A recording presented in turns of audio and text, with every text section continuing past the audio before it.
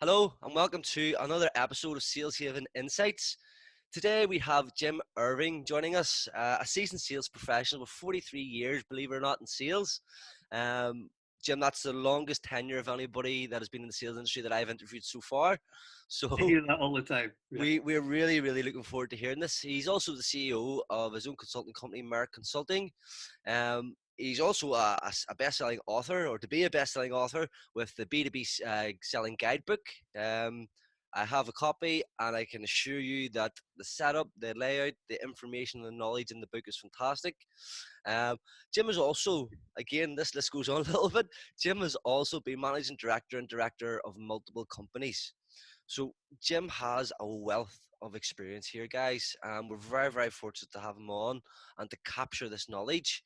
So Jim, thank you very much for joining us. How are you? I'm very well and delighted to be talking. Beautiful. I detect a Scottish accent there. You're not native to Northern Ireland? That's right. I live in Northern Ireland, but I come from Edinburgh. I'm Okay, what's called a blow-in, and I've been here 11 years now. 11 years brilliant. now. Listen, you've earned your time. You've served your time. You're part of the country now. I've not got the accent. Yeah. No. So, listen, Jim, thank you very much for joining us. Just tell us a little bit more about yourself, and how you got into sales. Yeah. Well, that's a really good question. How I got into sales, sales is the most accidental profession of all. People don't plan that their career is going to be sales. When you're younger and you want to be an astronaut or whatever, selling is never the one that comes up. And it wasn't for me. I was newly married, living outside Edinburgh, couldn't afford a house in Edinburgh, renting about 15 miles outside. And I was a first line manager for a big corporation. And I thought that was my career. Great, all done and dusted. To get to work, there was no bus route. And so I bought an old car. And I guess you'll know what's coming. Going to work one day, there was a crunching noise, stopped, car was towed, and the clutch had gone. Clutch fixed, just with the last money we had that month. 3 days later, the gearbox went. Oh, And my wife turned to me and said, "You've got to get a job with a car." And that literally was the career change. And the funny thing about it is that I did the usual thing and searched around, saw two sales jobs that had cars, went for the first interview and almost didn't do the second. And the first interview was for a very famous worldwide supplier of industrial and commercial paper, wipes, toilet rolls, etc. okay. The guy that interviewed me told me in no uncertain terms that I would never make it in sales. I didn't have any of the attributes. Um, and I left there completely deflated, thinking, what other Yeah. jobs have got a car? Decided to go to the second interview and got into a company that was then second or third largest technology company in Europe, a company called Olivetti. Wow. And they took the risk with me. And in those days, the fantastic thing was they took me on a multi-week training course in the science and the process of sales. Wow. And that was the start, as you say, of what's now a 43-year career. Someone asked me about 3 months ago to do a sort of calculation, and I was a bit shocked to find that I've sold something in excess at current money of $1 billion worth of Goodness. hardware, software, consulting services, professional services, etc. So that's how I got into it, and Brilliant. technology industry all the way through. Yeah. Brilliant. And it's so strange. That's typically the way that most people get into sales. They just happen to fall into it, or Yes. they have a requirement or a need, and it seems to be an easy access um, career route. But Yeah. little do people know, when you come into the sales industry, it's probably one of the toughest jobs that you will face. Yes. Um, Yes. Mentally, Well, physically, it's not as challenging. mm, Mentally, it is one of the biggest challenges that anybody can face. yes, and to put it into context of that company Olivetti put a very large number of people into the field. This was in the days of sort of door to door and everything else, and they Hmm. had 49 branches in the UK. So I was working in one of them as one of 10 or 12 salespeople, I guess. Hmm. But of those who were in my class, that multi-week training class induction course, I would guess that at the end of 2 years, no more than two or three of us were left. So it was a hard world and a hard school. But Goodness, for those who then survived, all went on to have very, very successful careers. brilliant. And that just touching that multi-week sort of training. What did that consist of? What that's Well, obviously the start of your career. yeah, they sold into offices, and they sold office equipment and accounting systems. Precursor, well, it was a precursor. It was way before the PC was invented, but it was the precursor to the sort of apps you get on PC for company accounting. Okay. So they taught us the basics of selling, how to make the initial contact, how to follow through, how to find out what the needs were, how to differentiate from the competition, how to build rapport, the whole thing from start to finish. And do you know that worked and provided the basis for everything that I have done since then? It also, by the way, enabled me because of what it was to understand accounting and office process as well. So, but it was really, really intense. And yeah, yeah. Fair enough. So So, there we go. That's the start of your career. Fast forward over the 43-year career that you've had, Jim. Um, you've been multiple director, you've been managing director, you've been sales manager. yeah. Do you just want to give us a little snippet of each sort of career from the sales guy to the sales manager to the director, maybe? Yes, and do you know what? It's a funny story. People normally expect that these things are going to be, I don't know what you'd call it, linear. Yeah. You start off as a trainee, you become a salesperson, you become a supervisor, you become a manager. Yeah. I was fortunate enough, as I say, to be in the technology industry. So I started junior sales and then sales. I was made a branch manager in that company. So I was responsible for a team of 7 or 8 in the Midlands of the UK. I then left there and went to another company that was selling far more complex technology and Hmm. went all the way back down to being a basic salesperson again. Wow. Okay. I then was headhunted and moved to a company that was the company that invented the principle of word processing, and was made a branch manager, then a regional manager. And in fact, I actually became, for a while, the UK field marketing manager. So helping salespeople with the practicalities. So, but after that, along came the world's second largest mainframe company, and they wanted me to join them. So I joined them as a salesperson. Hmm. But now we're talking about end of the 80s, beginning of the 90s, transactions around the 500,000 to 3 million mark. Big money So back a then. different world, a complete learning process, Hmm. etc., etc. From that point onwards, I then went to a corporation called Silicon Graphics, Hmm. where I ran about half of the corporation's business for Europe, Africa, and Middle East, their workstations and everything that they did through partners, so through channels. And then ultimately, I was the UK managing director for a very large American software company called Information Builders out of London. So I ran their largest subsidiary worldwide. And then Goodness. stepped away from all of that career and started again with a desk in my kitchen, my own consulting business. And for the last 12, 13 years, I've been helping startups and smaller companies come to market, understand more about selling, and succeed. So Brilliant. it's not been that, Yeah. it's been It's been that. up and down. You've been to the bottom quite a few times and back up to the top quite a few times, Jim. Yes, Um, what absolutely. what would be, just going through all of that? What do you say would be maybe the one or two traits that has helped you in each of those scenarios in progressing? Um, I didn't know it before I went into selling, apart from in sport, but I was very competitive. Okay. I didn't like to lose. Okay.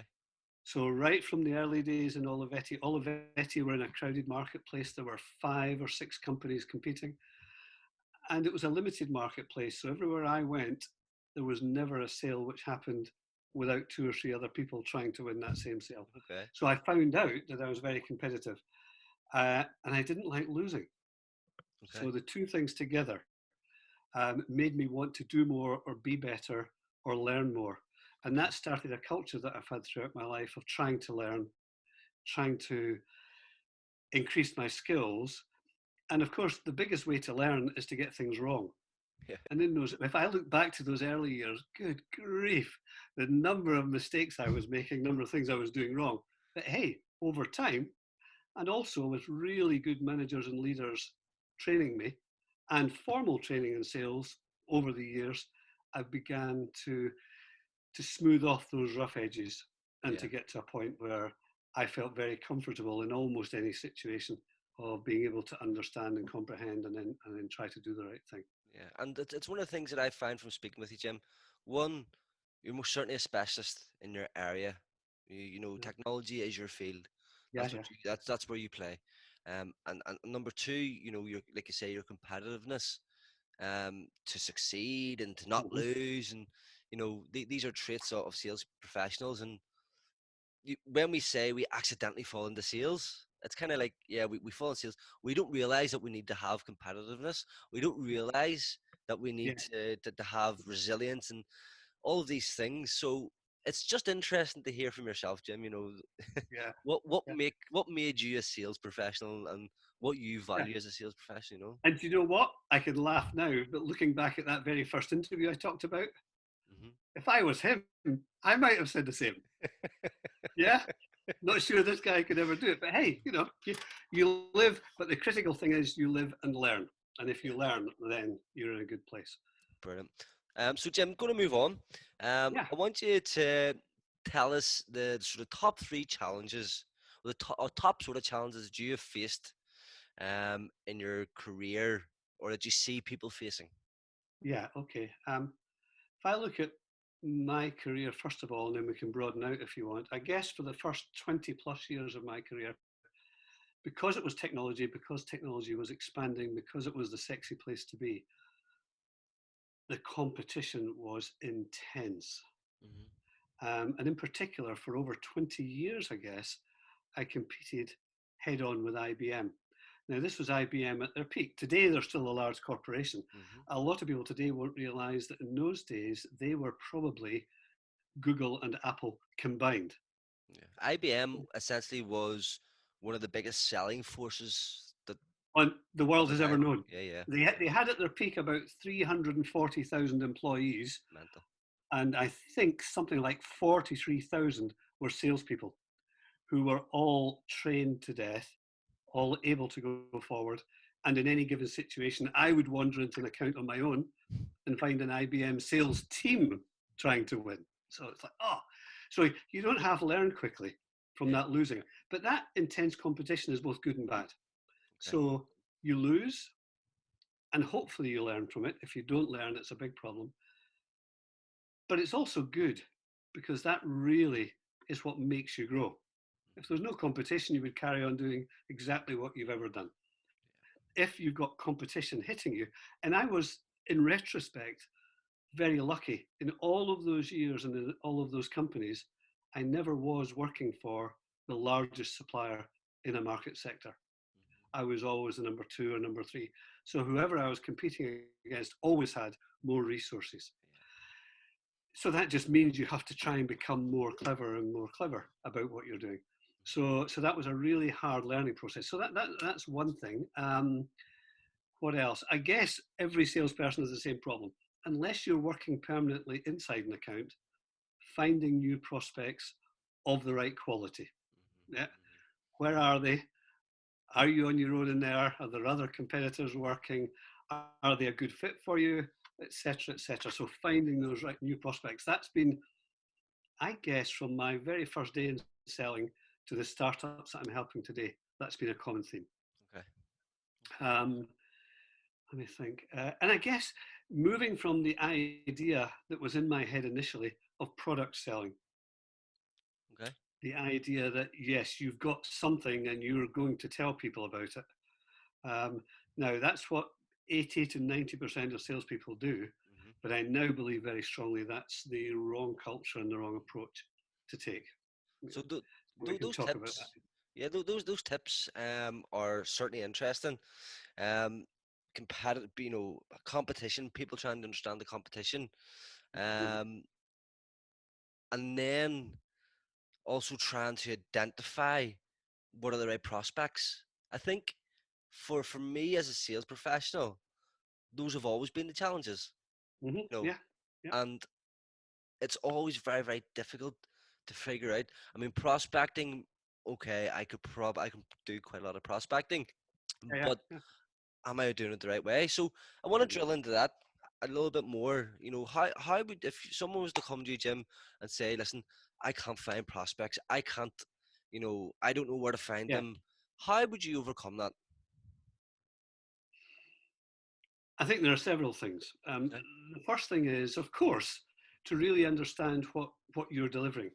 What is it that you've got in your kit bag? Mhm, Then, behind that, the most critical thing of all, what value does that deliver to the end user? mhm, I mentioned a minute ago that I tried to move away and have moved away from product selling, which is what the vast majority of salespeople do. Nobody in this planet buys a product. yeah. They only buy what they think the product is going to do for them. Mhm, So you have to understand them. You either have to understand the marketplace or that organization. So the first thing is knowing what you can do and what you can deliver. And if it's not a startup and it's the first time you sold it, what do the existing customers say about it? mhm, What value have they gained? What's it done for them? What's it mhm, helped them to do better? So that's the first thing. And then as you go to approach someone, and you're right, in my day it was a telephone, or believe it or not, a typewritten letter in the post. mhm. Today it's slightly broader, isn't it? Yeah, It is, yeah. email, LinkedIn, really powerful tool. How many people know how to do advanced search capability on LinkedIn? Mhm, Use that to target the right person in the organization. but but once you've found an organization and you think, right, I think I'll go for them, don't go in and as soon as you're through the door, whether it's on a call like this, whether it's on a physical call, whether it's in some other form of communication, don't go in and start talking about your product. Find out beforehand, what are the challenges in their marketplace? What are the problems that exist? If this company is large enough, what are they saying by way of press releases or strategy? What do their quarterly or annual reports say about the direction that they're moving in? What are their competitors doing? Understand all of that, get all of that together, and then go in. And my next piece of advice is don't sell, ask questions. yeah. Yeah, Just to see that part that you just said there, Jim, essentially you've just identified or you've explained prospect research. Okay. yeah, yeah, Now, yeah. if we say prospect research to any sales professional out there now, what they're going to say is, I'm going to find the name, I'm going to find, I'm going to find the company, I'm going to find the name, I'm going to find the job title. And then I'm That's going to contact them. yes, that's No, prospect research. absolutely not. But what Absolutely. you're saying, uh, again, and I would agree with you, is that you want to dive into it. You want to look at the company. You want to look at what's going on. You want to look at their blogs. You want to look at their articles. You want to look at press releases. You want to look at everything and get the full picture so Yes, that yes, you fully understand. So I'm very passionate on that part because prospect research will set the fire alight. It will yes, yeah. set everything in motion. And by the way, when you go in on that basis, maybe give an introduction that explains what you know about their sector and the problems they typically face and what you found out about them, you're already a way ahead of the vast majority of people Hmm. Okay. because most people are coming in saying, I've got a great product. I don't care you've got a great product. Yeah. Yeah, just But when you ramming say, I product see down you've got people's these throats. problems Yeah, and you've got maybe 6 problems and there are 3 of them that I think I might be able to help you with. Now you're having a different conversation. yeah. Now the guy is thinking, or the girl is thinking about their business and their life and their challenges, Hmm. not trying to understand what sales is talking about a product. Research. So What would be your next step in the process? the next step, well, first of all, the mechanisms are much better nowadays, thankfully. So you've Yes. got that mechanism of LinkedIn, you've got email, but you know what? I still like personal. I Yeah. still like the phone call to start with. Regardless of how you make the first contact, you have to be able to tell them how you're going to deliver value to them. Hmm. You're not going to get any further, and you're certainly going to lose out to a professional competitor if you don't do that. If you go in with your standard rehearsed product pitch, then the person will start to close down. because all they'll hear is you talking about you. Yeah. That's not what people want to do. Some of the best meetings I've ever had, halfway through, I've decided not to talk about my solution and to leave that for the next meeting. So you've got the identifying the market, you've got the prospecting research, you've got them opening up, getting the to identify the pain and opening up about their frustrations. What's your sort of next step in the prospecting process? Would you have any further steps in terms of Um, the classical step is that thing that I've just started to embark on, which is needs analysis. So okay? that's in the pure sales world. Yeah, what exactly do they need? When do they need it by? What are their priorities in whatever that project is? Yeah, That sort of stuff. But the other thing is, if this does go forward, who else will be involved in the process? yeah, Who else will get to a point? And now there are a massive number of fallacies out there. One that I only found when I became the MD of a substantial company. You know that one you often hear people say, "Oh, I'm dealing with government, yeah, and it's the committee that's going to make the decision," or "It's a big company and they've got a process." I can assure you that if there's a competitive position and it's a big purchase for the company and they've looked at three vendors, eventually a group of people, including the person who will make the decision, sit around the table. yeah, And the others say, well, we've looked at A, B, and C, and we prefer A because. And I can guarantee you, all three or four of those people will then turn and look at one person. And that person will either nod their head or not. yeah.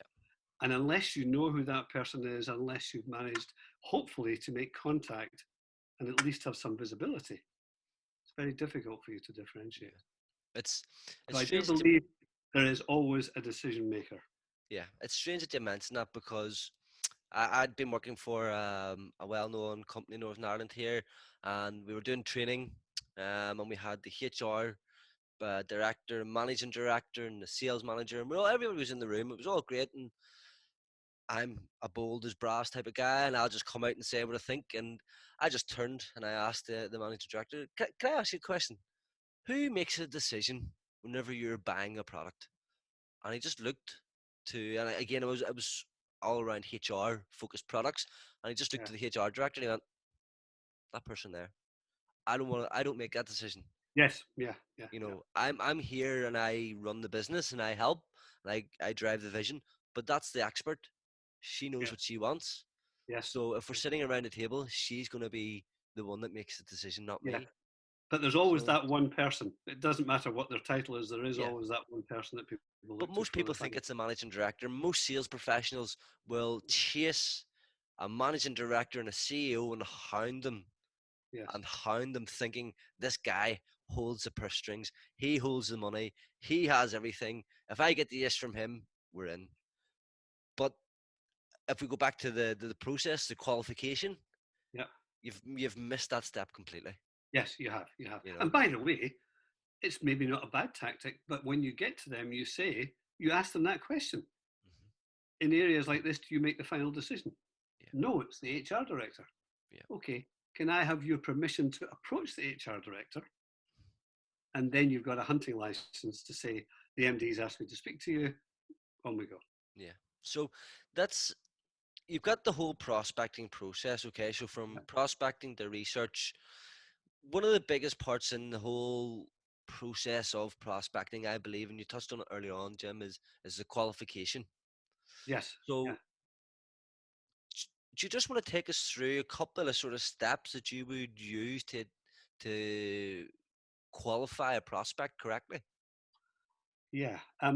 Because we use BANT. There's a lot of people out there still Yeah. use BANT, Yeah. Yeah. Yeah. and I'm sure you Well, remember whenever BANT came out. Band came from IBM. Yeah, so budget, Yeah. authority, need, and time frame. Yeah. Yeah. And then I worked for Concentrics. I was working for Uh-huh. Concentrics on Yes. with Phil Cassidy, and I can remember they started adding little acronyms onto it. So it was like Bant Yeah. Us or Banter, or I was like, oh, they're really trying to change it.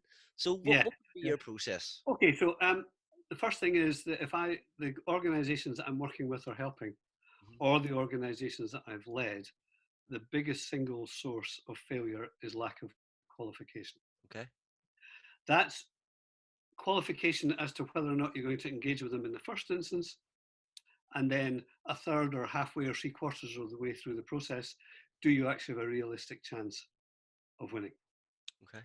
Now, um, there are certain things in banks. Yeah, have they got the budget? Have they got the authority? Have they got a need?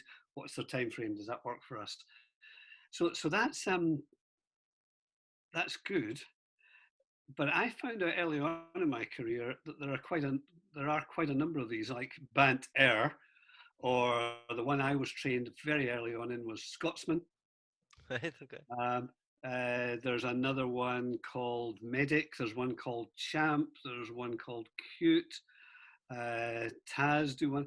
Yeah. Basically, there are dozens of them out Yeah. there. And Yeah. if you do a search, which I did a little while ago, I think it was something like 40 plus million hits on Google if you type in sales qualification tools. Goodness. Okay, there's a lot out there. I'm not here to sell you one. Uh huh.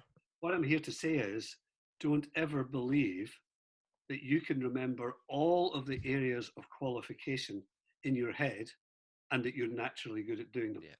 You're not, and it won't work.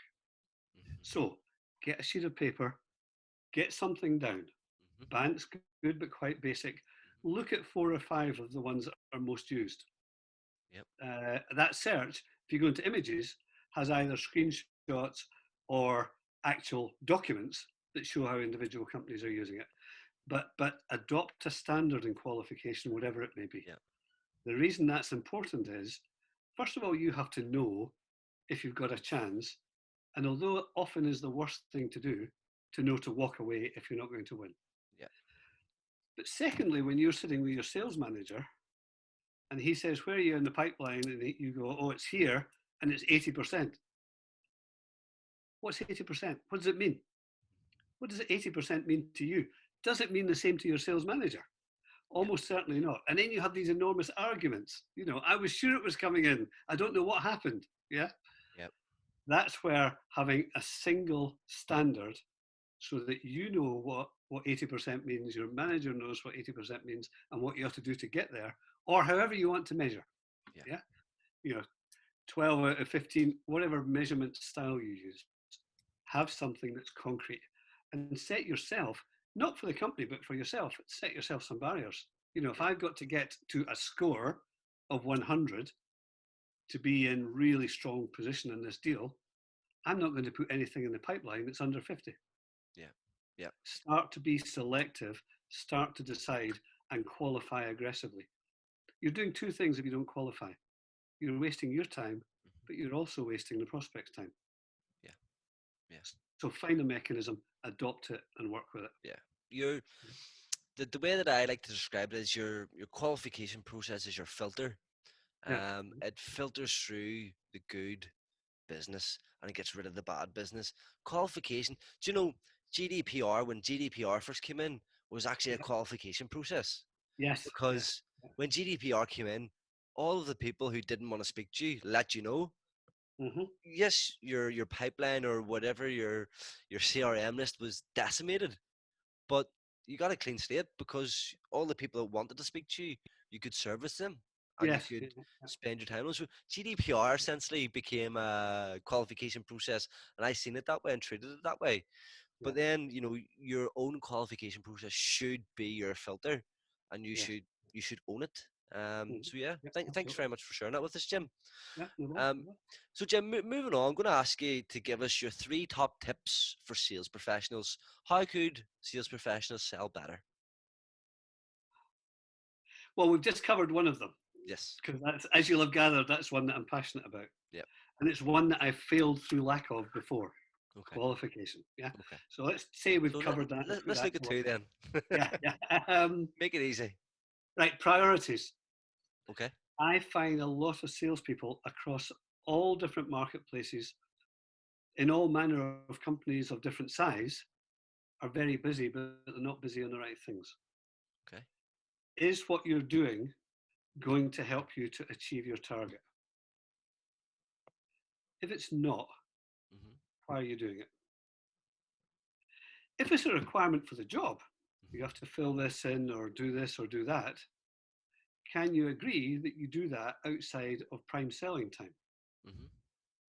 And by the way, prime selling time is another thing that people tend to miss. You know the old adage, the best time to get a senior person at their desk is between 8 and 9 and between 5:30 and 7. Yeah, yeah, When are sales floors quietest? Yeah. yeah. If you want them, approach them at the times that they're going to be accessible. And So would you say, Jim, would you, just on that note, would you say from yourself being in that sort of senior position, is that true? That people are available yes, at those yes. times? MD, I'll tell you a great story, a good and a bad story. Uh-huh.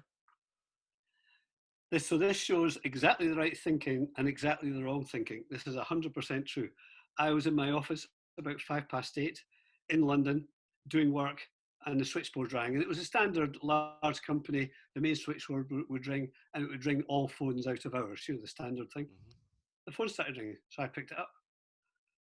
Person asked who I was, so I told them, and he said, "Oh, I was hoping to get through to you. Mm-hmm. We're the market leaders in your sector." And so I said, "Oh, fantastic. What's my sector?" Silence, and then he hung up. Oh, no.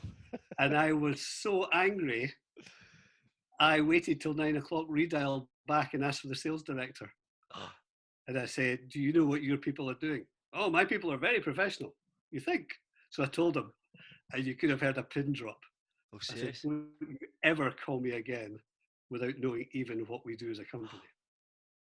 Yeah. Yeah, yeah. It's an insult. It is an insult, isn't it? Oh, yeah.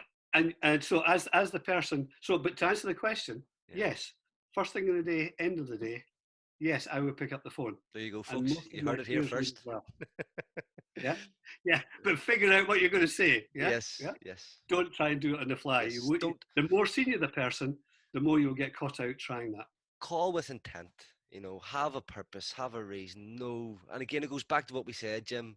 Again, your prospect research. Know everything about the Yeah. company. Yeah. Yeah. Yeah. So we digress a little bit there. Yeah. Sorry. So I was saying, Priorities. well, first of all, priorities. So priorities, and then if you have to do it, can you do it outside core hours, whatever those core hours are? Hmm. Saturday, Sunday, end of day, whatever it might be. Can you do it at another time? But if you don't have to do it, why are you doing it?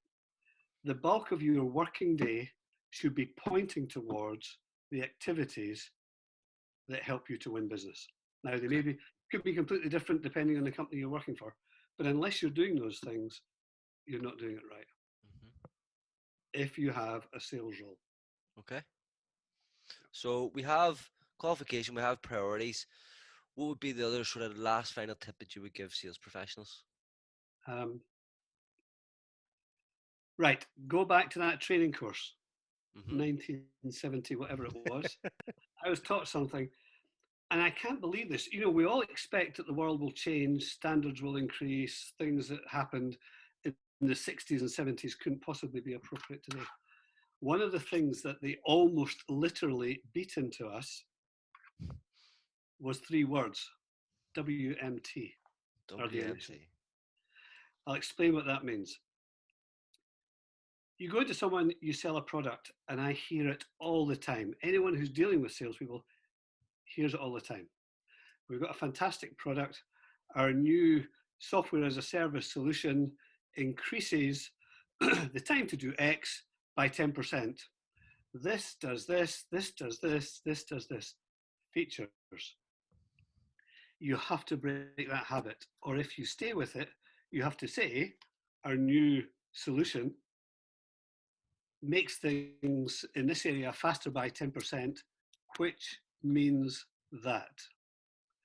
What is it going to give the customer? Which means that, from my research, you've got 20 people in this area. You could have 18 people doing that and 2 people doing something far more important to the company. Hmm. You could have 2 people looking for additional areas of revenue for your company. So you're taking a standard fact, which is what a product feature is, Hmm. and turning it into what does it do for somebody. And of course, it doesn't have to be those three, which means that. And this leads to Hmm. what that does for you, whatever way you want to put it. But Yeah. I always remember it as WMT, which means that. And Beautiful. that has to go right across. What do you say when you first speak to people? What does your website say? Does your website talk about the new features and the new capabilities that you've got? Or does it say what that means for the person that's reading it?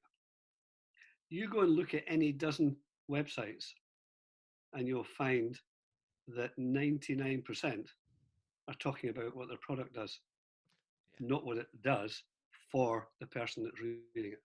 Yeah. So proposals, messages on LinkedIn, what will it do for them? Which Yeah. means that. It's interesting because this is something that I've came across personally myself many times by accident and by mistake and by making faults.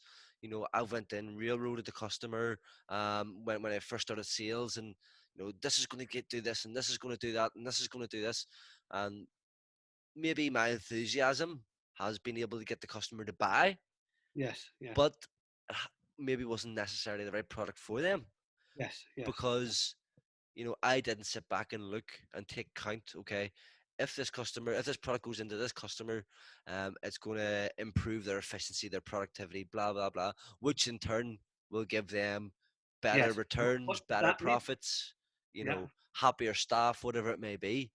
yes. So I think that's vital, and I think it's an age-old trick, Jim, that you've learned all those years ago. It's not even a trick. You It's know, an actual truism. yeah, Nobody wants to buy your product. yeah, They might be interested in what it will actually do for them. yeah, So don't tell them what your product is. yeah. Tell them what it will do for them. Brilliant. So that Right? would kind of nicely lead on, and some fantastic tips there. What I would ask you now, Jim, is Yep. what would you change about how people are selling? If you think about obviously today's modern world, okay, Yep. we kind of touched on it again from my perspective. Combination prospecting. There's so much out there Yeah. now. Yeah. The sales industry, we're just going to lay the land here for people as well. The sales industry is such a crowded market. There's lots and lots of people doing it. There's lots of new people coming into the industry, and there's lots of ways to sell now. So if you think and take count of all of that, and over your years of experience, what would you change? Um, I think there's a few things. Okay. I have almost never met a salesperson that asks enough questions.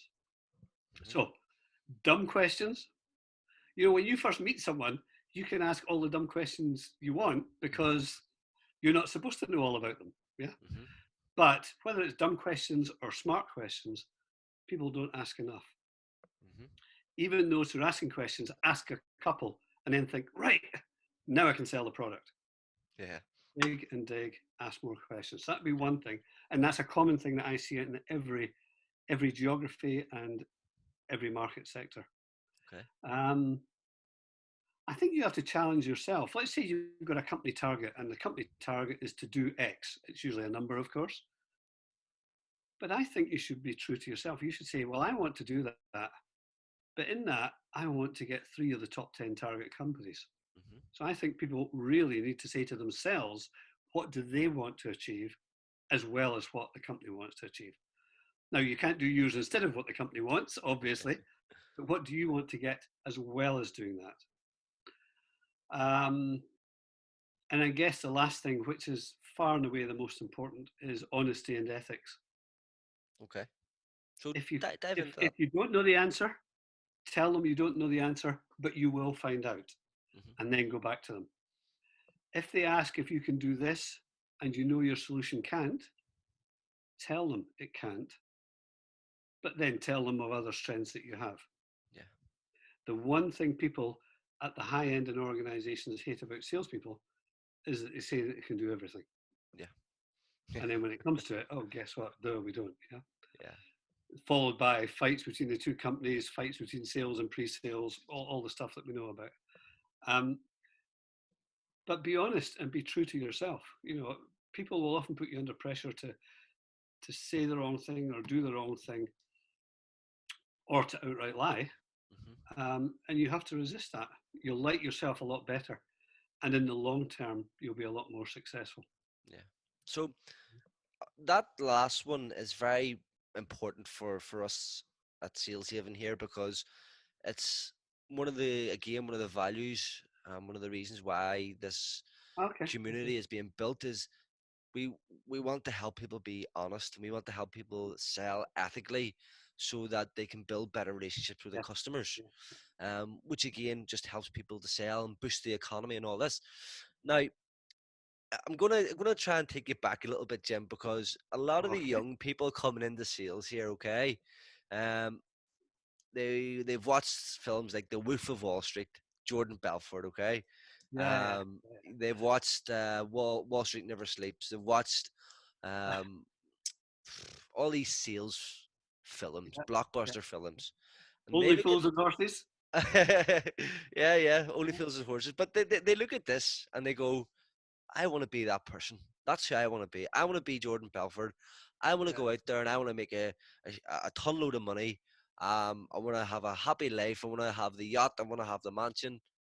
I'm going to sell stuff. Yeah. Okay. Yeah. There's nothing wrong with that. There's seriously nothing wrong with it. But they forget that how Mr. Belford sold and what he'd done was unethical. At the time, he may not have fully realized what he was doing, Yeah. but he Yeah. had it. He had an idea of the level that it was at and the extent that it was at. Yeah. Yeah. So that then starts to create this culture of young people coming into sales now who Yeah. want to be this Jordan Belfort character and to sell unethically, and they'll say things and do things and act in certain ways that will, pardon the French, piss people off and piss customers off. Um, from your point of view, Jim, all those years ago, is that how people were selling? Was every salesperson like that 20, 30, I 40 think years ago? every generation has had its heroes like that, Okay, and every generation has had those people crash and burn. okay, Yeah, okay, so all through the years, there are people who you thought, "Wow, what an incredible what lifestyle," and then suddenly at some point you see things collapse. okay. You know the old adage, "If it looks like it's too good to be true," yeah, it probably is. Yeah. Yeah, yeah. So Um, from but my that whole idea of being ethical and being honest, I think, is just so important. yeah, I think it's very very very important. I think for me and for the sales industry, it's one of the most vital aspects of sales, Yeah, um, because you're building trust with the customer. Once you build that trust with the customer, you will eventually get more sales. Now, I have watched Jordan Belfort's videos. He now does these videos, and yeah, yeah, yeah, yeah, yeah, and he seems to have redeemed himself. What that tells me, and it goes back to what you were saying, Jim, is that mistakes, the stuff that he's talking about now, he's talking about ethical sales. He's talking yeah, about honesty. He's talking about being upfront with the customers. yeah, This is telling me that he has learnt from what he has done. He lost millions of pounds, yeah, but he's learnt from what he's done. So yeah, yeah, even what you're saying, Jim, people like that are still yeah. learning because And we can see it. well, you can't ever stop learning. That's something I read every day. I watch the news and current affairs. I keep on top of things because if you don't, then you're sliding behind. Yeah, Can I just give you a story, maybe just please do. almost in closing, but just to say, here's a thing which happened in terms of those ethics. So I did something that no other salesperson I know of has done. It's in the book, Yeah, but if I was having a fight to the death with two or three other salespeople, and they weren't nasty, they didn't lie, but they beat me honestly and openly and properly, I would pick up the phone and congratulate them. My boss went ballistic. He said, "You can't be phoning X. They're our biggest competitors." So I go, and usually, of course, the salesperson's going, "Hello, what are you calling me for?" And I would honestly say, so I did this about 3 times, but the important thing is 5-minute phone calls. So first of all, a lot of laughs. And I would say, "I thought I had you." And they would go, "But I knew I would win." And, you joke back and forward. And I'd say, "Well, next time we meet, I'll beat you." Yeah. yeah, yeah, And he'd laugh and say, "Right, you're on." or she in one case. About 6 months after one of those calls, which took me 2 minutes, my phone rang, and it was that guy that I called. And he said, I still smile about you calling me. And that was an incredibly honest thing to do, and it's great. Now, I know that your company operates in X, and I don't. And I've got one of my strongest customers who has a need for X, and I've recommended you to them. Wow. And I got a deal on a normal 6 month timescale in about 3 weeks because it was recommended by someone they trusted. And he trusted me because of my attitude when we were competing. Wow. So Okay. yeah, so there are the odd bits of silver lining out there that you Of wouldn't course. expect. Of course. Yeah. And again, I think this comes down to mindset as well, Jim. From speaking to you before this and on this video Yeah. series, um, you're very ethical, you're very respectful, you're very honourable, and you seem to just have that knack where you understand people and you take the Mm. time to understand people, which I think is a vital part of the sales role. So Yeah. I do Yeah. appreciate you sharing everything that you have shared. And I'm sure the guys listening to this will get lots of value. Um, Jim, just want to wrap up by you Yeah. telling us a little bit about what you're up to at the minute, where people can find you, and what types of people you're looking to speak to. Yeah, sure. So, as I say, I stepped out of the corporate world and I've worked in the world of startups and small to medium companies Hmm. for the last decade. I've worked, I guess, now with about 30 plus startups in Northern Ireland. Hmm. Um, and I love learning about something new, helping the company, trying to help them fill the gaps that they may have in knowledge, etc. So that's where I work. But really, anyone who has a problem in terms of sales, sales strategy, their routes to market, Hmm. how to build up that value story, that's what I do. Okay. So I'm on LinkedIn. Yep. I'm quite active there, and as we've mentioned a couple of times, I've also written this book, Yep. which has done very well, I'm happy to say, and which covers a lot of the things that we've just talked about. Um, so if you go to www.b2bsellingguidebook.com, Hmm. you will get some of my blog entries and everything about me and about the book there as well. But delighted to speak to people who have a problem. And it doesn't matter what market sector. With the startups, I must have gone across a dozen different market sectors, from agricultural to whatever. The Brilliant. business problems and business challenges are still the same. Okay. And your book, Jim, so it's a physical copy. Is it available anywhere else? It's available from all good retailers. It's available for online from Amazon, Apple, Google, um, the big American one whose name I can't remember, Barnes and whatever it is. And it's available as a paperback, as an audiobook. It's on Audible, Uh-huh. and as an ebook. Okay. And No I problem. must say, I'm halfway through the book at the minute, Jim. And again, selfless plug for yourself. It is very good. The layout's excellent.